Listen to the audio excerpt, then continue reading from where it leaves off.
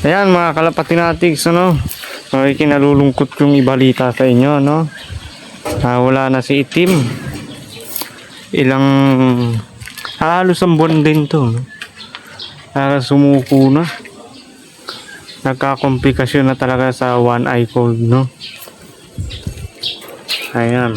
So at least pahinga na si Itim. Hindi na siya mahirapan. Doon din naman nahantong pala, no? Mabuti na rin binawian na siya ng buhay. Marami rin siyang na anong alaala, no? At 4 na taon din natin siyang nakapiling, no? Mga kalapatinatics. Nag-umpisa ako sa Batang Sanshir. Ay, naku. Malaki pong kawalan tong si Itim. Kasi bihira po yung ganitong klaseng kalapati, ano? West of England. Sobrang kapal ng mouth. Ay, naku. Nakakalungkot. Wala na. Pasitabi pala sa kumakain. Ano? Wala na si Itim. Nakakalungkot. Wala na. Yan.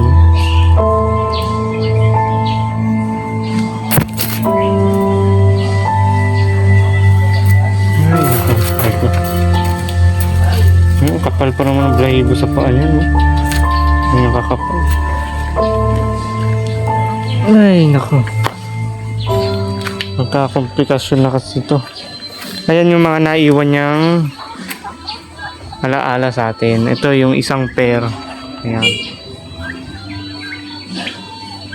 At least may nakamana nung kulay niya, no? Hiniling ko rin yung sa Diyos na magkaroon ako ng isang kamukha nun. Ayan naman, binigay naman sa atin. Yung Black Widow na kalapati. Ngayon, ewan ko. Nakakalungkot. Ay, lilibing na natin si Itim. Grabe, nakakahinayang talaga. Ay, November ko yung binili. 2023. No? 3 taon lang pala. Ayun lang mga kalapatinatics, ano? Grabe. Ano ngayon, tinitake ko to May 31, linggo. Ayan.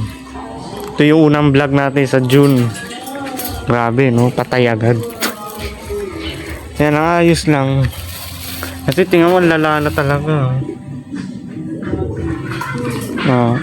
Kinakabahan pa ako, may isa pa kasi ditong ganyan din yung sitwasyon. Ito, ihiwalay ko na rin, no? Ito.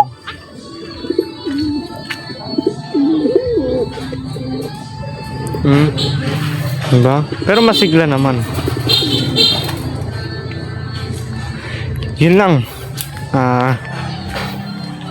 Bye-bye.